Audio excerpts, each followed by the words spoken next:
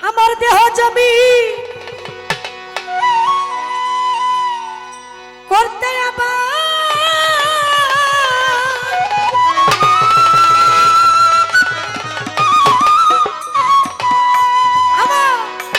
দেহ জমি করতে সবকিছু হয় আছে বরবাদ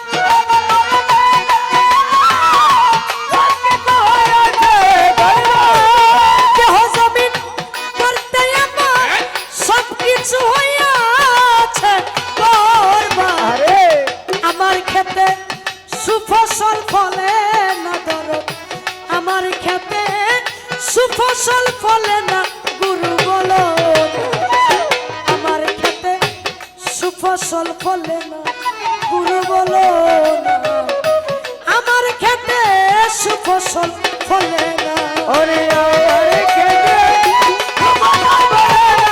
গুরু বলো না আমার খেতে সুফসল ফলে না ওরে আমার খেতে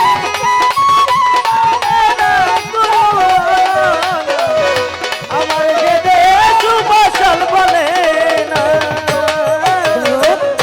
বলছেন আল্লাহ পাক জবানে প্রমাণ আছে পাক কুরআনে সূরা বাকারাতে রয়েছে বর্ণনা বাকারাতে রয়েছে বর্ণনা বাকারাতে রয়েছে বর্ণনা বলছেন আল্লাহ পাক জবানে প্রমাণ আছে পাক কুরআনে সূরা বাকারাতে রয়েছে বর্ণনা ওরে পুরুষ কৃষক জমিদারি আবাদ করলো জনম ভরি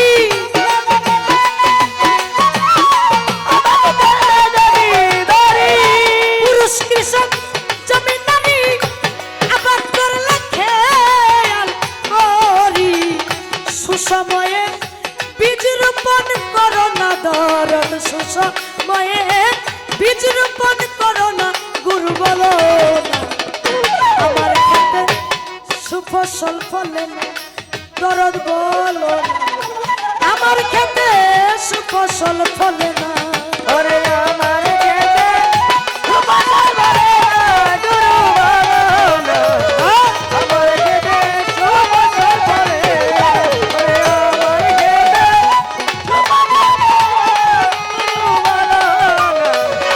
আমার খেতে সুফসল ফলে না কোন সময় বীজ করব রোপণ দরদি জানাও তুমি তাহার বর্ণন বীজের যতন আমি তো জানি না আমার বাবা নিজের যতন আমি তো জানি না আমার বাবা নিজের যতন আমি তো জানি না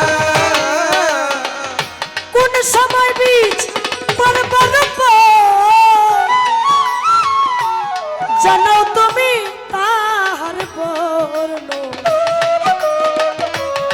দরদ বীজের যতন আমি তো জানি না ওরে কোন সময় কোন ফসল ফলে দিবেন দয়াল কৃপা করে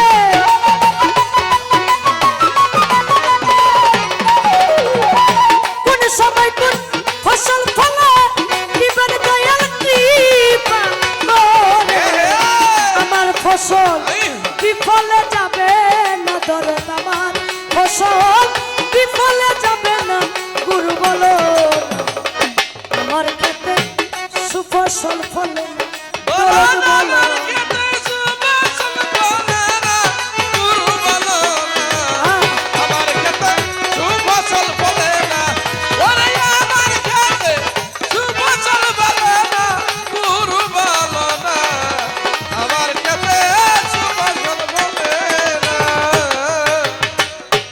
সারা বছর আবাদ করে আমি যে ফসল আনিলাম ঘরে সেই ফসলে সংসার তো চলে না। আমার গুরু গো সে ফসলে সংসার তো চলে না। আমার গুরু গো সে ফসলে সংসার তো চলে না। সারা বছর আবাদ করে যে ফসল নিলাম ঘরে, সে ফসলে সংসার তো চলে না। সরকার আবুলের বীজ ভালো না, তাই তো ফসল ভালো হয় না।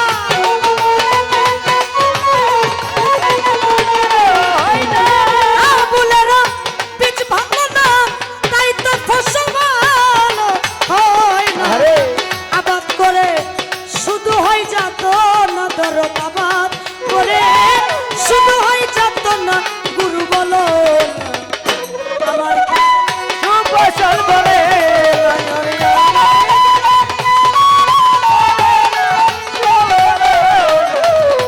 আমার খেতে ফসল বলে না। আস্তে।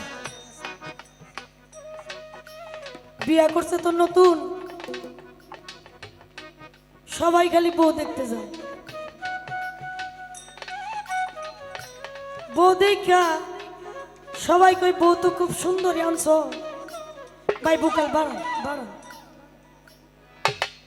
হ্যালো, কই বউ তো খুব সুন্দরী আনছো, নাকটা একটু বুঝা। বউ যে দেহে খালি সব বালা কর, খালি নাক বুঝা কর। মহিলারা কিন্তু আরো বেশি কয়, দেখবেন। আমি মহিলা দেখি এরকম না, যেটা সত্যিটাই কম। কয়েকটা মহিলা হইলে ওরা কিন্তু খুঁচাইতে জানে বেশি, খুঁচাই আদি অন্ত সব বাইর করে লাগবে।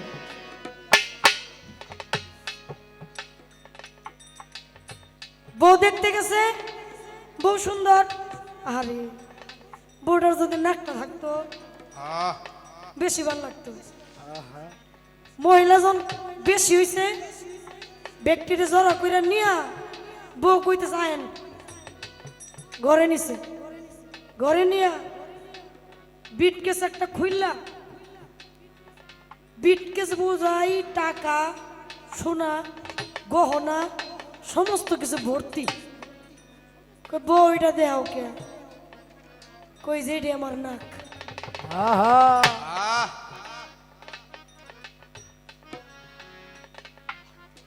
এইটাই নাকের মূল সমস্যা। আমারে যদি আজকে এখানে নাও আনতেন, কিংবা আমি যদি না করতাম কণ্ঠ সমস্যা, এখানে কিন্তু অনেকে মানতো না। এতকে গান দেওয়া হয়েছে, অনেক কষ্ট। আপনারা কি কষ্ট পাচ্ছেন? আমি বেশি কষ্ট পাইতেছি, আমি বেশি কষ্ট পাচ্ছি।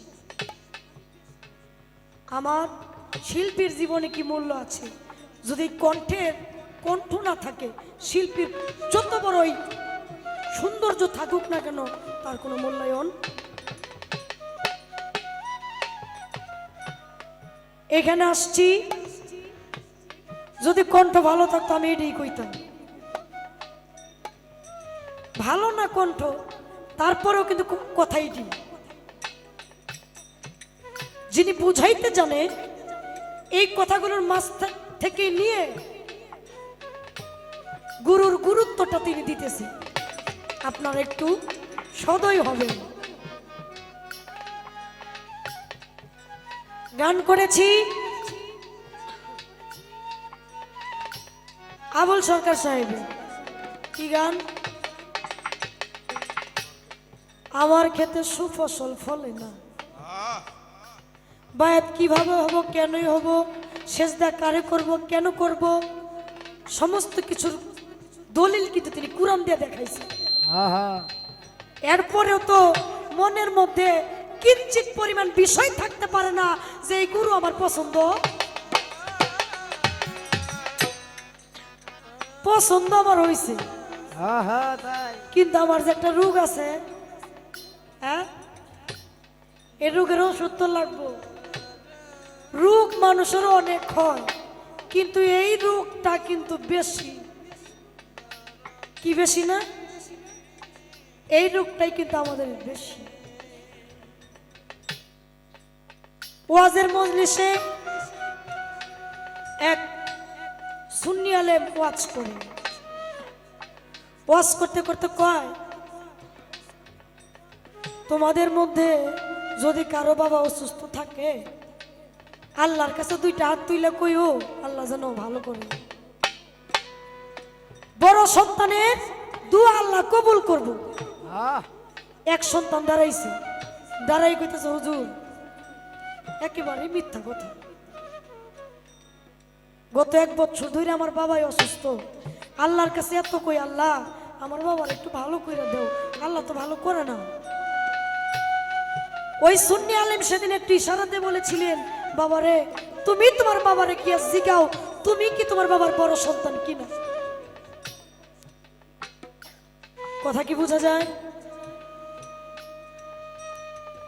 কে কইতে পারবো যে আমার বড় সন্তানটা আছে? আচ্ছা, এইখানে শুধু এইখানে না, এই রোগটাই বেশি মানুষের। বড় সন্তানটাও বাবা নাই। বড় সন্তান যদি থাকতো ওই বড় সন্তানের যা কইতো আজকে তাই হইতো। তাহলে দয়ালের কাছে জানার বাসনা এটা তো শেষ, আর জানার মতো ভাবনা। এই রোগের ওষুধটা কি? এই রোগের শেষ হয়ে গেছে, এটা আবার আপনি আমারে কিভাবে এটার মীমাংসা আপনি আমারে দিতে পারেন? কি মন্ত্রটা দিতে পারেন যেটা দিলে আমি আবার আগের জায়গায় অবস্থান করতে পারবো? কোন সময় বীজ করব রোপণ জানাও তুমি তাহার বর্ণন, বীজের যতন আমি তো জানি না। কোন সময় কোন ফসল ফলে দিবেন গুরু কৃপা করে, আমার ফসল যেন বিফলে যায় না। সারা বছর আবাদ করে ফসল আনলাম ঘরে, সেই ফসলের সংসার চলে না। সরকার আবুলেরও বীজ ভালো না, তাই তো ফসল ভালো হয় না। আবাদ করেই হইল যাত না, আমরা শুধু আবাদ করেই গেলাম, কিন্তু এটা সঠিক ফসল আমরা পাইলাম না। এই মীমাংসা যদি আমার দয়াল করে, আমরা অনেকেই ভালো হইয়া যাইতাম, এই রোগটা আমাদের আর থাকতো না। দয়ালের কাছে একটা কথাই, কথা কিন্তু একটাই, একটা কথাই, দয়াল জন একটু মহা একটা ঔষধ দেয়, যে ঔষধে কোনায় কোনায় ভরে যায়, পূর্ণ হয়ে যায়, আর কোন ঔষধ আমাদের না লাগে। থাক।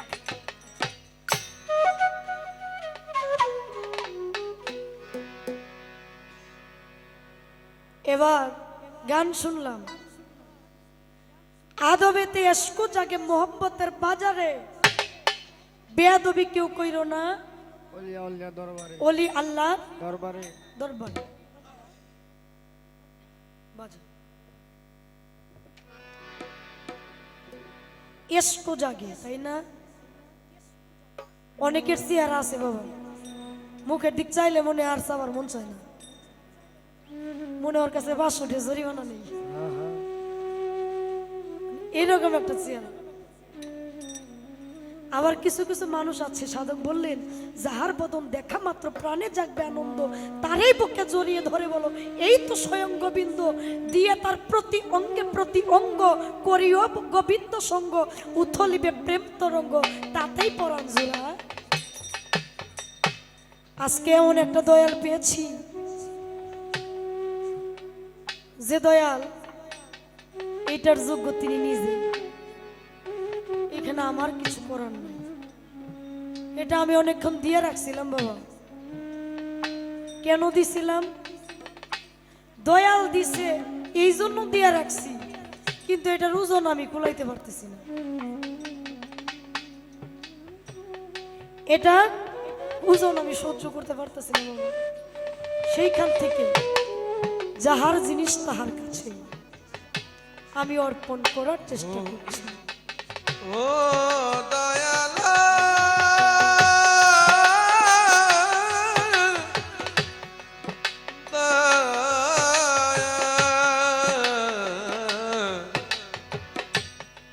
দরদি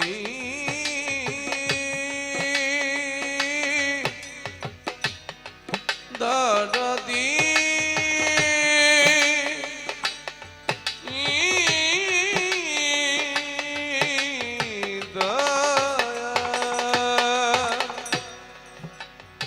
সংসার যাতনায় পইরা অনেক কিছু ভুলে গেছি।